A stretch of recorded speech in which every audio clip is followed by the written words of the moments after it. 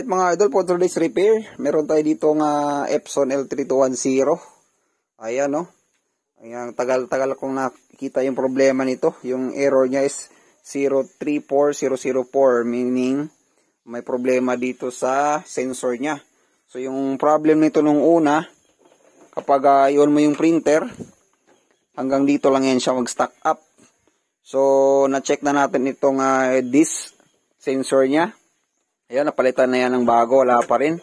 So, nung napalitan na natin yan, itong dito, sensor disk, pati itong disk mismo, encoder disk niya, napalitan niya ito, wala rin na nangyari, ganun pa rin. So, chinek ko naman lahat yung possible na problema. Itong flex cable, napalitan ko, so iniisip ko baka flex cable, at saka itong ilalim na sensor, yun yung pinalitan ko na rin, ganun pa rin.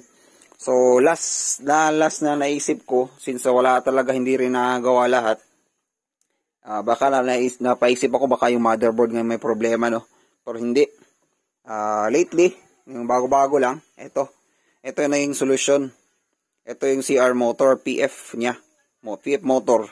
Ito pala hindi umiikot, kaya pala yun nag-stack lang siya sa gilid, no? Kasi nandito yan siya, location niya. Ayan, yung pinalitan natin. Yun yan. Pag testing mo, swabing-swabe na siya. Ayan, test plate natin, no? So, yan. Ang problema nito, kapag tatakbo siya dito sa gilid, mag-stack up na yun siya. Hindi na yun siya gagalaw. Tapos mag-error na siya ng double blinking. At lalabas dun sa mismong computer, 034004. Yun yung error niya. Ibig sabihin, hindi niya na-detect yung disk. O, yan, umikot na siya. And last time, akala ko lang ito natatanggal, pero hindi naman. Pinalitan ko ng bago. Ito rin pinalitan ko ng bago, wala din. So confirm mga idol, kung maka-encounter kayo ganyan problema, ito kaagad. Ito na yung solution yan, palitan niya lang, no? Ayan. So ngayon mga idol, okay na siya, and ayan, maayos na rin.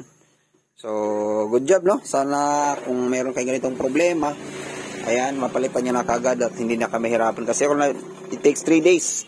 Nag-isip-isip ko ano yung pwedeng palitan, and yan, nagawa ko na rin ang paraan. So hanggang dito lang ito yung video mga idol, and hoping na pag may ganitong problema, ma-solve nyo na kagad. Ayan. So ayan, thank you for watching mga idol. Alright, subscribe nyo na sa ating YouTube channel and Facebook page.